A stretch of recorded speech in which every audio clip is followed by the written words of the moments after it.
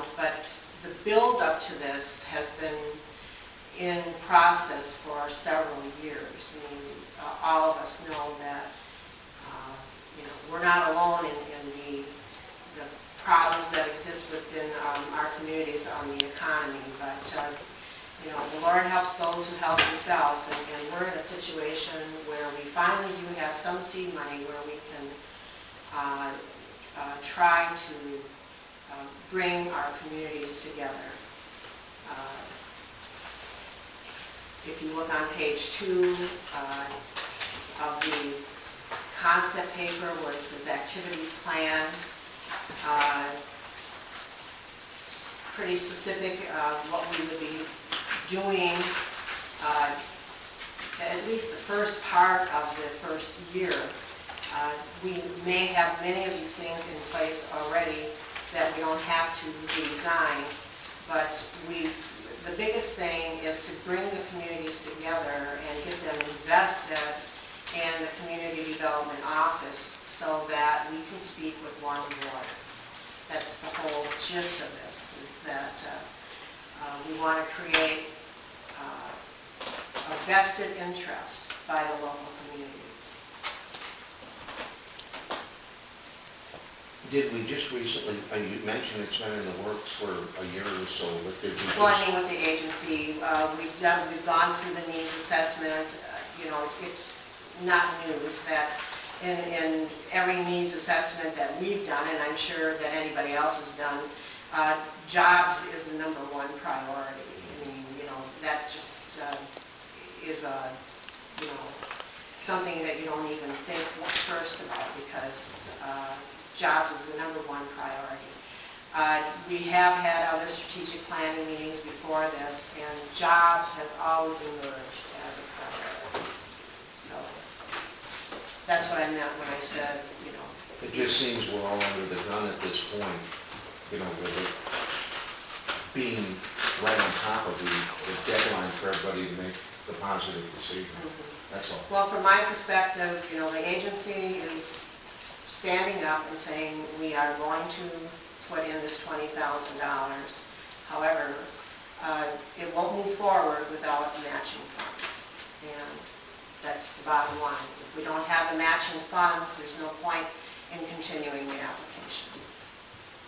In the event that you wouldn't get all of the money that you're seeking this first year to create the 80% job, do you see you would still be hiring a half-time person? Well, if we got the necessary match, I've been told from the state, just submit the $5,000 match. That's the urgency right now, is get the letters of commitment for the $5,000 match. But you have to understand that ultimately this person cannot do it on half-time. We want this person to be in the trenches and out at the tables of any economic development that surfaces that we could participate in. And she has to have, or he has to have, that leverage to be able to, or that time to be able to go ahead and do it. I want you to know, and normally we don't talk about individual salaries, but the salary we have set for this, from my perspective, is low. It's $16.75 an hour. It's a lot for some people, but in the scope of things and the tables this person is going to be at,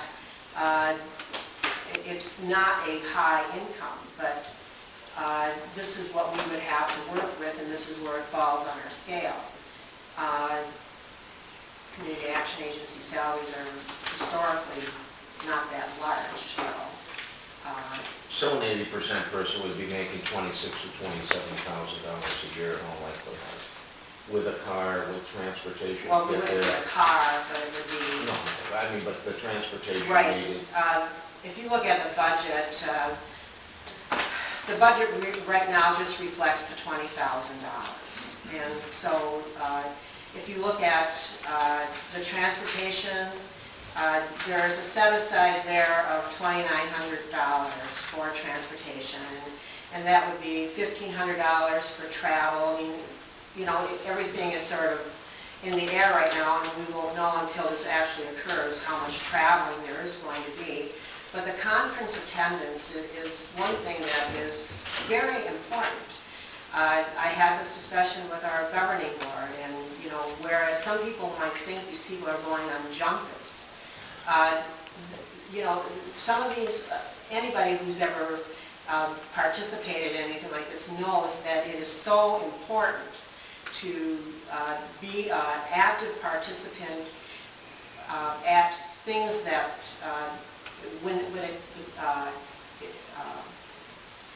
when there's money involved. If you're not there, you can't be part of the process. You have to be there.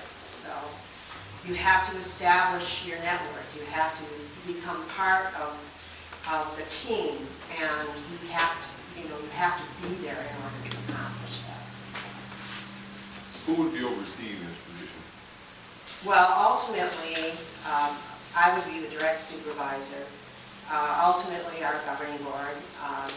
If you look at the activities planned, I would hope that anybody who becomes vested in this would also become part of an advisory board, because, again, we want to speak with one voice, and we want to be able to be very confident when we go someplace that we know we have a full team behind us.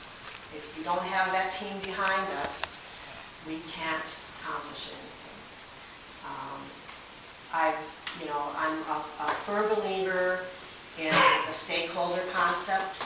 Everybody has a vested interest in the outcome, and everybody has a voice in that outcome, a collective voice eventually. But it's for the good of the whole. It's not for the good of the Community Action Agency. I don't need another job.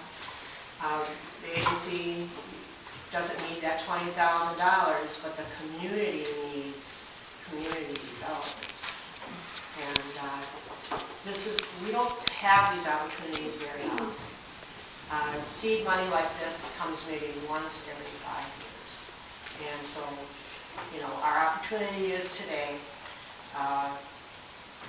Tomorrow will be somebody else's opportunity. You know, the agency does a wonderful job for the individuals of the colonies, and there's no question. I think that's part of the reason why, you know, when you guys moved to Bessemer, that council agreed to, you know, waive the taxes and so forth, because we knew the services we would be providing everybody. However, you know, I guess when I read this, and the concept is great, but, you know, we've also got a county agency. You know, how is that interaction going to be, how would it be between you guys and the county, you know, first? But then secondly, my understanding is we don't contribute to the county EDC, as, you know, some others do. And it would be difficult for us to contribute to one and not the other. You know, so it's either nothing for both or we contribute to both. And I think that's part of the predicament, you know, like I say, the interaction with the county, you know, are we going to be duplicating efforts here between what you guys are going to do and what the county's going to do? I don't know. And it would be difficult for me to say that as well. That isn't the plan. The plan for community action has access to other sources that maybe the EDC, we don't have access to their sources, and they don't have access to our sources. Again, I'm not here to get involved in the politics of anything. I'm here to try to help our communities get out of the mess that we're in. And the only way I think we can do it is collectively. I sense a huge amount of frustration among the townships as far as being represented with the EDC. And it gave me the feeling that if there was a way for us to overcome that kind of a situation, that we should try it.